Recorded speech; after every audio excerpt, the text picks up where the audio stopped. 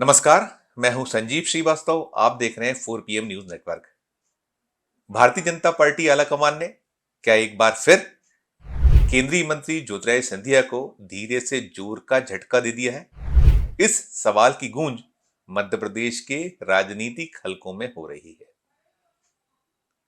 केंद्रीय नेतृत्व की हरी झंडी के बाद मोहन यादव सरकार के मंत्रियों में विभागों का कामकाज सुनिश्चित हो गया है, विभागों का बंटवारा हो गया है और ज्योतिरादित्य सिंधिया के मंत्री जो समर्थक विधायक हैं, जिन्हें मोहन यादव सरकार में जगह मिली हुई है, उन्हें कामकाज के मान से वो स्थान, वो रुतबा नहीं मिल पाया है जो कि कमलनाथ सरकार गिराने के बाद सिंधिया समर्थक विधायक, जिन्हें शिवराज सरकार में मंत्री बनाया गया था, तब आया था।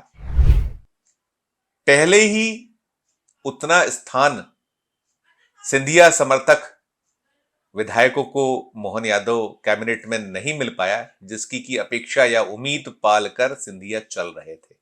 2023 के विधानसभा चुनाव में भारतीय जनता पार्टी ने सिंधिया समर्थक करीब 1.5 दर्जन चेहरों को विधायक का टिकट दिया था, जिसमें 11 ही जीत पाए और इन 11 में भी महज 3 विधायकों को ही मोहन यादव सरकार में शामिल किया गया है।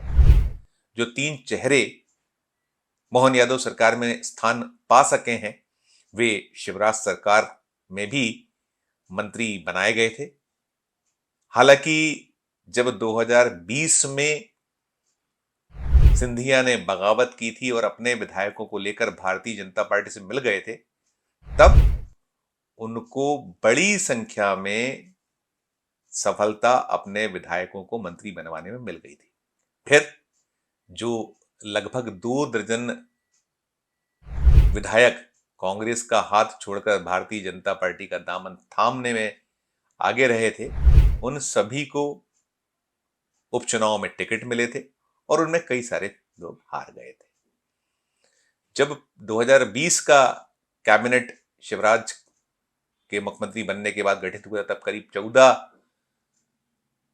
विधायकों को मंत्री पद मिला था और इनमें से कई कुछ हार गए थे। तो जब हारने के बाद 10 की संख्या ही बाद में उपचुनाव के नतीजों के बाद रह गई थी। जो हारे थे उन्हें निगम मंडलों में शिवराज सरकार ने एडजस्ट किया था और सरकार चलती रही थी। 2023 के चुनाव में करीब 1.5 दर्जन चेहरे सिंधिया समर्थक टिकट पा सके और उनमें 11 जीत कर आए और 11 जीतने वालों में जिन 3 को मोहन यादव सरकार में स्थान मिला, उनमें तुलसी सिलावट, गोविंद राजपूत और प्रद्युम्न सिंह तोमर शामिल हैं। ये तीनों ही ज्योतिरादित्य सिंधिया के बहुत नजदीकी साथियों में शुमार होते हैं, सहयोगियों में शुमार होते हैं। और 25 दिसंबर को शपथ के बाद से सभी की निगाह इस बात पर टिकी हुई थी, प्रेक्षकों की भी और खुद सिंधिया के खेमे के साथ साथ मध्य प्रदेश की राजनीति में रुचि रखने वाले या देश में जो मध्य प्रदेश से जुड़ी राजनीति में दिलचस्पी रखते हैं, उन सभी की निगाह थी कि क्या कुछ सिंधिया समर्थक मंत्रियों को मिल पाता है। जब विभागों का बंटवारा हुआ तो विभागों के बंटवारे में साफ निकल कर आया कि इस बंटवारे में केंद्रीय नेतृत्व जो भारतीय जनता पार्टी का, उसने सिंधिया समर्थकों के पुराना जो रुतबा था उस पर कैंची चलाई। गोविंद राजपूत शिवराज सरकार में मंत्री थे और उनके पास परिवहन जैसा मलाईदार विभाग, राजस्व जैसा महत्वपूर्ण महकमा होता था। ये दोनों ही विभाग मोहन यादव सरकार में उन्हें नहीं मिल पाए हैं। उन्हें खाद्य एवं नागरिक आपूर्ति विभाग सौंपा गया है। उधर तुलसी सिलावट, जो उनके पास शिवराज सरकार में जल संसाधन महकमा था, वो तो पा गए हैं, लेकिन उनके भी मत्स्य पालन विभाग में कटौती कर दी गई है। प्रद्युम्न सिंह तोमर पर ऐसे मंत्री रहे हैं जिन्हें पुनः ऊर्जा विभाग की जिम्मेदारी मिली है। ऊर्जा बहुत महत्वपूर्ण डिपार्टमेंट है। ये विभाग शिवराज सरकार में भी प्रद्युम्न सिंह तोमर के पास था और मोहन यादव सरकार में भी उन्हें ही मिला है। तो यदि हम 2020 के मान से देखें तो सिंधिया की जो हैसियत रही थी, सरकार जो उन्होंने बनवाई थी कांग्रेस का हाथ छोड़कर भाजपा का साथ लेकर, उस रुतबे में निरंतर कहीं ना कहीं अवमूल्यन के हालात बनते चले जा रहे हैं। 11, जैसे मैंने बताया कि उनके समर्थक विधायक 2023 विधानसभा का चुनाव जीत के आए, लेकिन 11 में मात्र 3 को ही स्थान मोहन यादव सरकार में मिल पाया। और उस स्थान मिलने के बाद जो विभागों का वितरण हुआ, विभागों के वितरण में भी कहीं ना कहीं जो सिंधिया समर्थक मंत्री हैं यादव सरकार में, उन्हें निराशा तो जरूर हो रही होगी या उनके समर्थक भी हताश होंगे, बल्कि हैं कि अहम विभागों, मलाईदार विभागों की जगह उनके विभाग थोड़े कमतर महत्व वाले दिए गए हैं। तो एक तो ये सिलसिला रहा है सिंधिया का। दूसरी ओर जो पूरा का पूरा मंत्रिमंडल है जिसके बीच विभागों का बंटवारा हुआ, उस विभागों के बंटवारे में मोहन यादव, जिन्हें मुख्यमंत्री बनाकर केंद्रीय नेतृत्व ने चौंकाया था, सारे कयास, सारी अटकलें धरी रह गई थी। जो बड़े बड़े नाम मध्य प्रदेश के थे, मुख्यमंत्री पद की रेस में माने गए थे, चाहे वो नरेंद्र सिंह तोमर हो, चाहे वो कैलाश विजयवर्गीय हो, चाहे वो प्रहलाद पटेल हो, स्वयं ज्योतिरादित्य सिंधिया के नाम की सुगबुगाहट भी बनी हुई थी।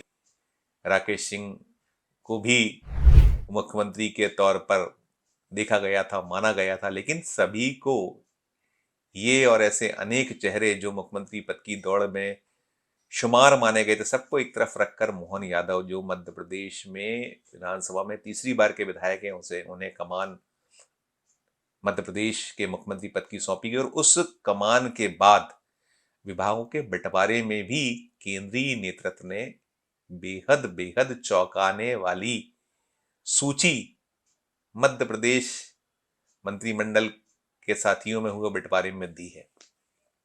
मोहन यादव बहुत पावरफुल मुख्यमंत्री तो हैं ही, लेकिन विभागों के मान से भी उन्हें भरपूर नवाजा गया है केंद्रीय नेतृत्व की ओर से।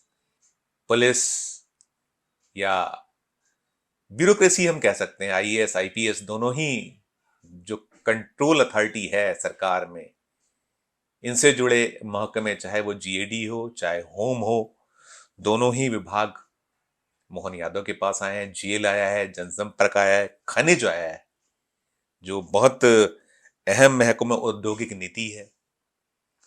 तमाम ऐसे विभाग जो एक इमेज बिल्ड करते हैं सरकार की, वो और राज्य को पूरी तरीके से कंट्रोल में रखने वाले महकमे, वे भी मोहन यादव के हिस्से में आए हैं।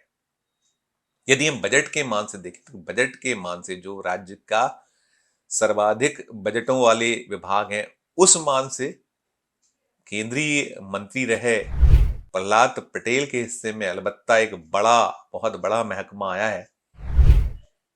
उन्हें पंचायत एवं ग्रामीण विकास विभाग का दायित्व मिला है। इस डिपार्टमेंट का बजट 24,000 करोड़ रुपए से ज्यादा का है। सालाना बजट 24,000 करोड़ से ज्यादा का है और गांवों की तस्वीर संवारने वाला यह महकमा है जो प्रहलाद पटेल के जिम्मे आया है।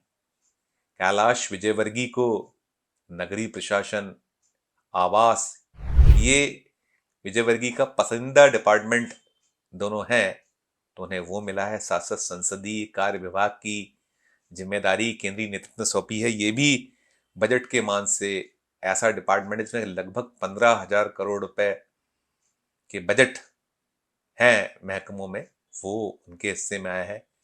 और जो मुख्यमंत्री के पास जितने विभाग हैं उनका बजट करीब करीब 17,000 करोड़ रुपए के आसपास का है। तो ऐसे महकमे जो बड़े और महत्वपूर्ण महकमे हैं, वो सभी के सभी भारतीय जनता पार्टी के जो हार्डकोर जो साथीगण हैं, जो बरसों से पार्टी के लिए किला लड़ाते आए हैं, वो चाहे जगदीश देवड़ा हो जिन्हें डिप्टी सीएम पद दिया गया है, चाहे वो राजेंद्र शुक्ला हो, स्वास्थ्य और चिकित्सा शिक्षा दोनों महत्वपूर्ण महकमे राजेंद्र शुक्ला के पास आए हैं, जबकि डिप्टी सीएम जगदीश देवड़ा को वित्त, वाणिज्यिक कर जैसे महत्वपूर्ण महकमे दिए गए हैं। इन महकमों में भी सबसे बड़ा यदि बजट तो जगदीश देवड़ा के ही पास है। करीब 77,000 करोड़ रुपए का बजट वाले महकमे हैं जो जगदीश देवड़ा के पास है, तो नंबर 1 जगदीश देवड़ा है।